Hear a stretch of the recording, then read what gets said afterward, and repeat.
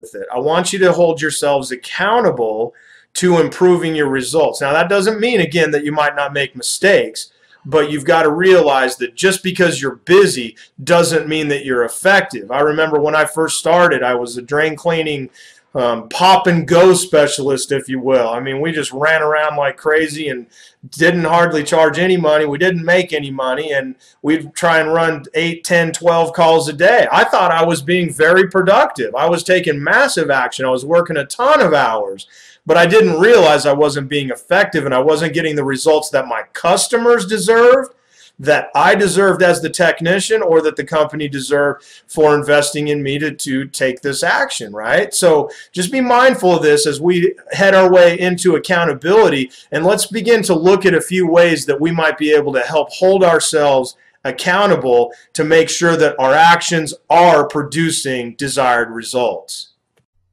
Okay, so let's get into some strategy of how we can hold ourselves accountable. So I want you to think about this for yourself, and I'm going to ask you to add a little bit to this list. But you know, as I mentioned before, we want to be held accountable. We just don't want to be put in a box, and we don't want to lose our individualism and who we are as people.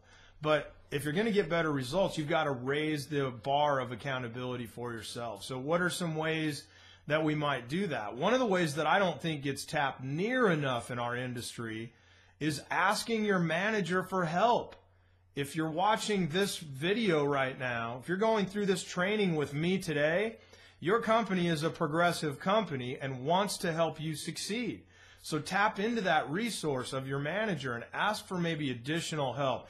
Are there any clips that you could watch going back through this course in the future to help refresh and remind you of some things that you already know but perhaps got out of the habit of using, right? So tap into your manager, set some goals, and let them know what those are and how they might be able to play in helping you accomplish these things, okay?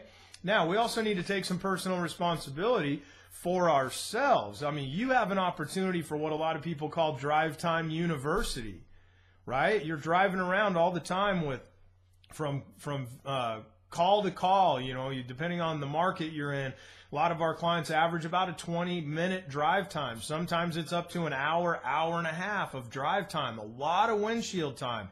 What are you doing with that time that could improve your own accountability? Maybe you need to listen to some personal development information. Maybe you need to subscribe to some quality podcasts that will give you the information that keeping you on point, helping build your confidence cache in between these service calls. Okay, so, you know, what are some other ways that we can look at it? Well, one of the ways that I think is very important, I encourage all of our clients to post technician numbers and frontline team members' conversion rates and average tickets and the numbers that matter, from CSRs and DSRs to technicians, to salespeople, to installer callbacks, to whatever the case might be.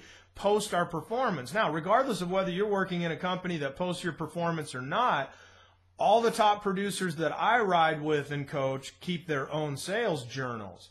And a lot of times they'll just write down a quick note, what the ticket was, what the situation was, and they begin to learn from their own experiences when it comes to this, okay? So what if you could do that? What if you could just jot down, just go down to Barnes & Noble or order one on Amazon, and just a simple book that you just jot down this day's sales, this week's experience, whatever that case is. Another area that I don't think gets used quite as well as it should is the concept of accountability partners. In our live schools, we put people in success groups so they can help each other stay accountable during the school, and then hopefully trade information and stay in touch after the school. You have this ability within your own shop, maybe with your spouse, with a friend or a relative, when you set this goal and have them, you know, they say it's so important to voice a goal. Why? Because it's not about other people even holding us accountable. It's when we put it out there, we will hold ourselves at a higher level of accountability. Now, accountability partners, you got to be careful here. What do I mean by that? Well, you got to choose carefully, because here's what I know. There's a couple conversations that take place in every shop. Let's say that you and I are at the top of the board at our company. We're producing better than anybody else, the two of us. And one day, one week you're ahead of me for the year, and the next week I get you, and we're just kind of back and forth, back and forth. We enjoy what we do. We're good at what we do, and we've produced a lot of great results because of that. Now, what happens? I go out on my first call, and I'm an electrician, and I end up getting a panel upgrade and a panel change. And what do? I set up the install crew, or if I'm doing the install myself, I get ready to go. But wait a minute, there's this phone call I need to make, and I'm calling you, and I'm going, hey, guess what? I just got a panel change. I'm going to get you this week. And you're going to me, the conversation back to me is, oh, really? Well, how did you get it, Kenny? What did your option sheet look like? What types of questions did you ask? Nice job, man. Yeah, is there anything I can learn from that? And you're interested in that. And then what happens? You complete your next call, and you're ringing me back going, Chapman, not so fast. You might not get me this week because I just got a complete tankless upgrade with a repipe. And then I'm going, no doubt, man, nice. Was it a homeowner male or female? Was it a one-legger, or were both decision makers home? What were the questions that you asked? How did you find common ground with this client in order to allow them the confidence to invest in you like that? And we're having this great conversation back and forth about success, right?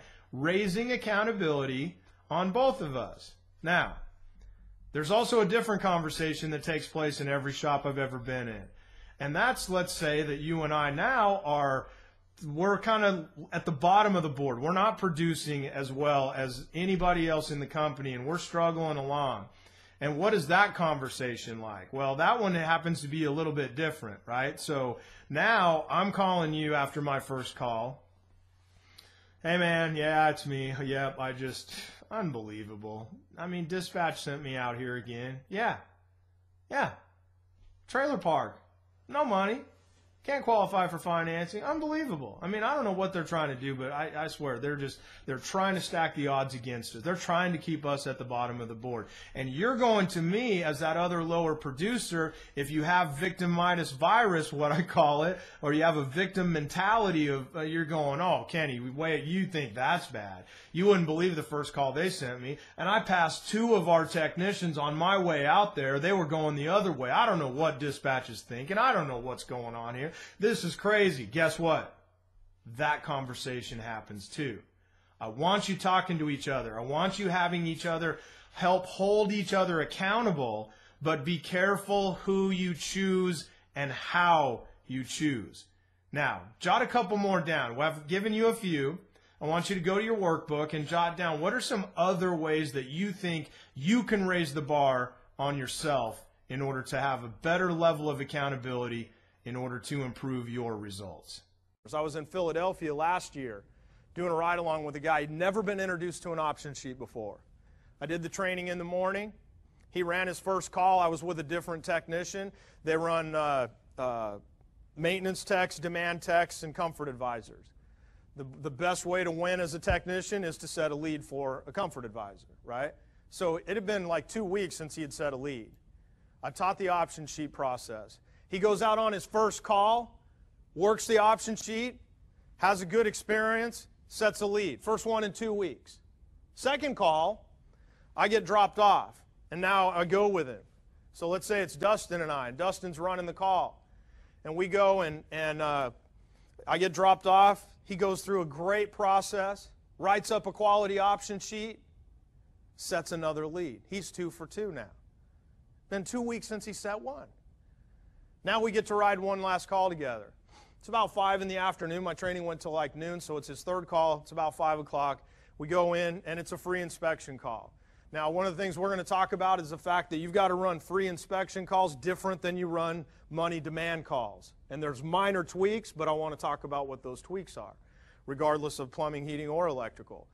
And so this was a free tune-up call. He goes in, goes through some information, asks some questions.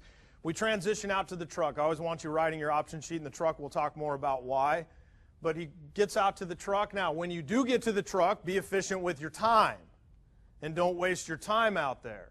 And so we're sitting out there, and he's just jawing me up. Oh, which option do you think I should put first, this and that. I don't talk when I'm on these calls with you. I just want to see your process so I can coach you after the fact. So just go ahead, write it up. He's spending way too much time, and lo and behold, all of a sudden, out of nowhere, I don't know how they do this, because I don't get the whole, like, when people can transport themselves to, like, all of a sudden you ever had that customer just right at the side of the truck, like, she didn't walk outside. She just, like, somehow just, like, snapped out here somehow, right? They just come out of nowhere, right on the side of the truck. He rolls the window down. He's like, oh, she's like, what are you guys doing? Well, it's just a couple more minutes. I just need to finish putting my options together, and we'll be right in to cover this, go over it. And here's what she said.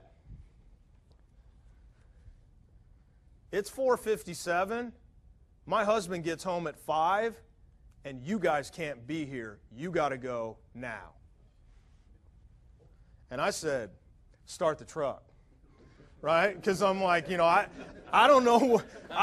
This is all about customer service and relationship building, but I don't know what they've got going on, but I'm pretty clear we don't want to be here when he gets home, right?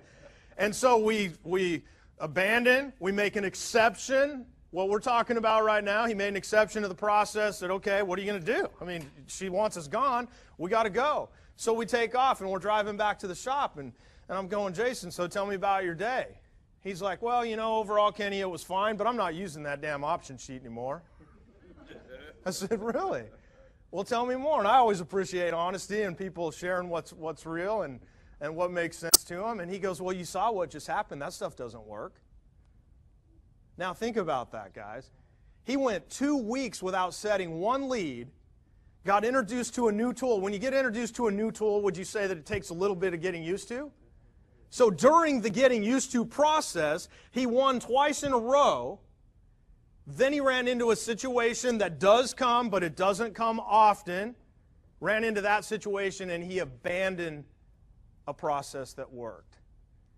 And my heart goes out to you guys because I believe you have the most difficult job in this industry, which is why I spend time with you to see if I can help you improve it. But here's what I know.